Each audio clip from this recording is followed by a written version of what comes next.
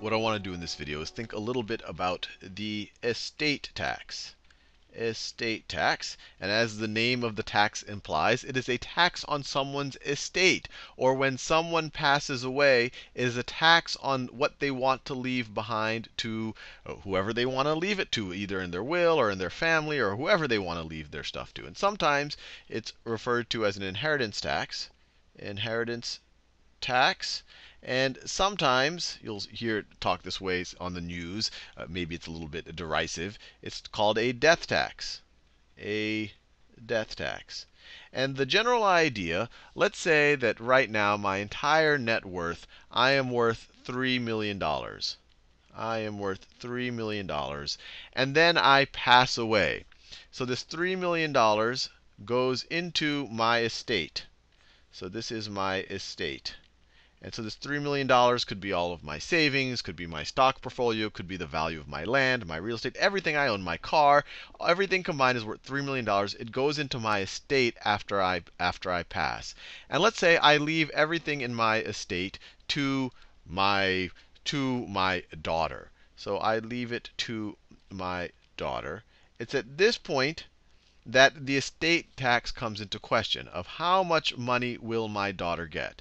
It turns out for $3 million, my daughter is exempt from for inheritance from an individual. The first $5 million are exempt. So in this situation where I'm leaving $3 million for my daughter, she actually will get the entire $3 million.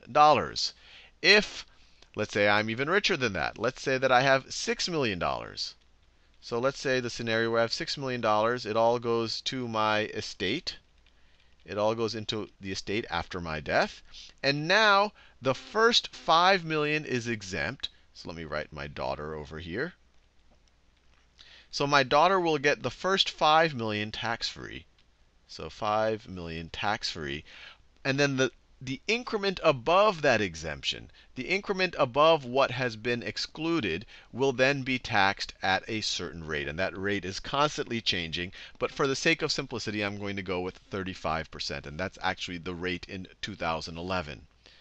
So the rest of the 1 million, taxed at 35%. So the federal government will tax 35% of the 1 million, so they will essentially take 350,000 for themselves.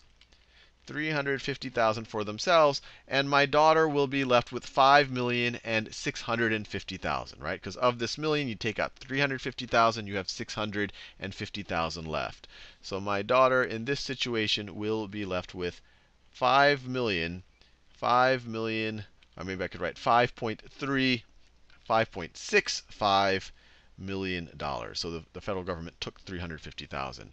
If I am super rich, let's say that I am worth, let me make a number to make the math easy so I don't have to get a calculator out.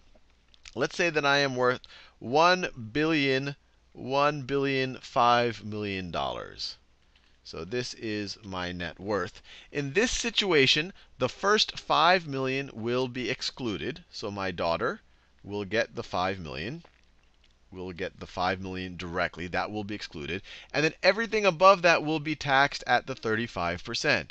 So in this situation, you have $1 billion taxed at 35%. So 1 billion at 35%. So in this scenario, the federal government will take $350 million.